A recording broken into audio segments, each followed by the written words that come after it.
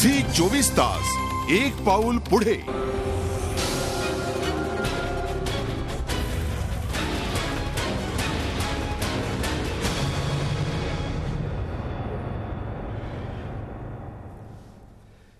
शिवसैनिकांच्या रूपानं एका युगाचा अस्त झाला. बहुरंगी आणि बहुआयामी अशा या व्यक्तिमत्वाचा प्रत्येक पैलू हा एक अध्याय होता. यातलाच अत्यंत महत्त्वाचा पैलू म्हणजे संपादक बाळासाहेब ठाकरे. आज आपण चर्चा करणार आहोत बाळासाहेबांच्या एकूणच संपादक असण्याविषयी. कोणत्या काळात आणि कोणची वादळं अंगावर घेत त्यांनी आपलं संपादक पद निभावलं आणि त्याहीपेक्षा सुद्धा एका पत्रकारापासून संपादकपदापर्यंत, एका व्यंगचित्रकारापासून संपादकपर्यंत त्यांचा प्रवास कसा झाला. एखाद्या तटस्थ वृत्तपत्राचा संपादक असणं आणि एका पक्षाच्या मुखपत्राचा संपादक असणं यातल्या सीमारेषांविषयी आपण चर्चा करणार आहोत. एक संपादक म्हणून त्यांच्यासमोर कोणती आव्हानं होती याविषयी आपण चर्चा करणार आहोत. त्यांच्यातल्या व्यंगचित्रकारानं त्यांच्यातल्या संपादकाला खरंच समृद्ध केलं का आणि केलं असेल तर कसं, त्यांच्या भाषणाची शैली काय होती, त्यांच्यावरची टीका त्यांनी कशी झेलली, तर त्यांनी दुसऱ्यांवरचे वार कसे केले, या प्रश्नांची उत्तरं आपण शोधण्याचा प्रयत्न करूया संपादक बाळासाहेब या खास कार्यक्रमात.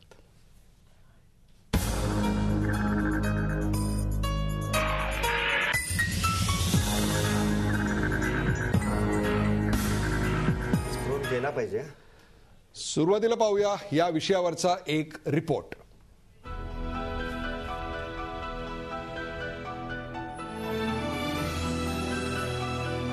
बहुआयामी आणि अष्टपैलू असलेल्या बाळासाहेबांची संपादक म्हणून एक वेगळी ओळख आहे. 1950च्या दशकात संयुक्त महाराष्ट्राचा लढा सुरू असताना बाळासाहेब फ्री प्रेस जर्नलमध्ये व्यंगचित्रकार म्हणून नोकरी करत होते.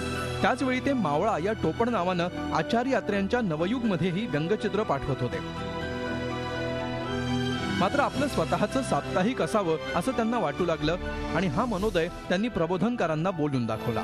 प्रबोधनकारांनी संमती दर्शवत मार्मिक हे नावही सुचवलं. ऑगस्ट 1960 मध्ये मार्मिक साप्ताहिक सुरू झालं. वाचा आणि स्वस्थ बसा या मार्मिक मधल्या सदरानं मराठी माणसाची अस्मिता जागृत करायचं काम केलं आणि पुढे या सदराचं नाव वाचा आणि पेटून उठा असं झालं.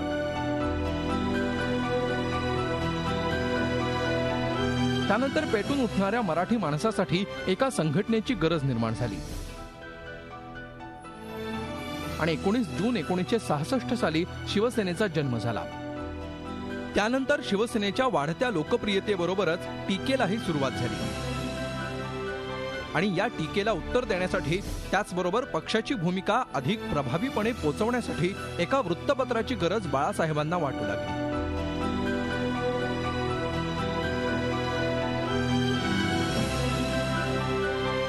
23 जानेवारी 1989 रोजी सामना हे शिवसेनेचं मुखपत्र सुरू झालं.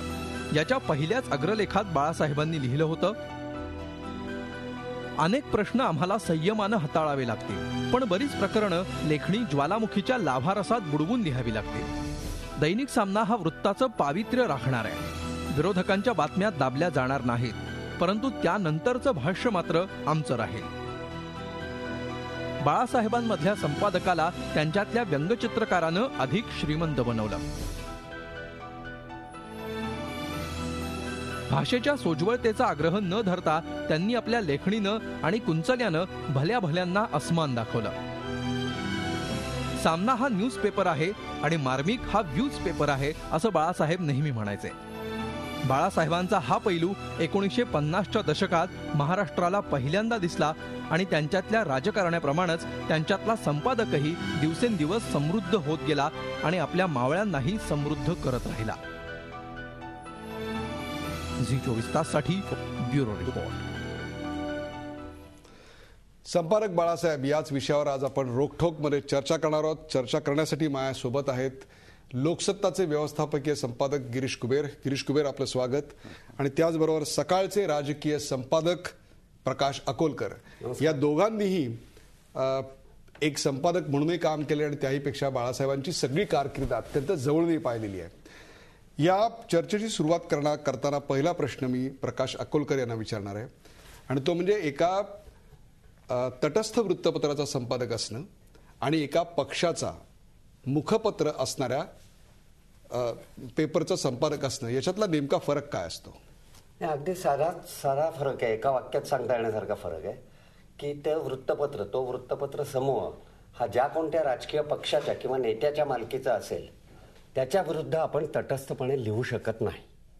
आणि जर आपण ज्याची टवाळी साखळी वृत्तपत्र किंवा भांडवलदारांची वृत्तपत्र म्हणून केली जाते, तिथे मात्र असं फारसं झाल्याचं अनुभवात नाही.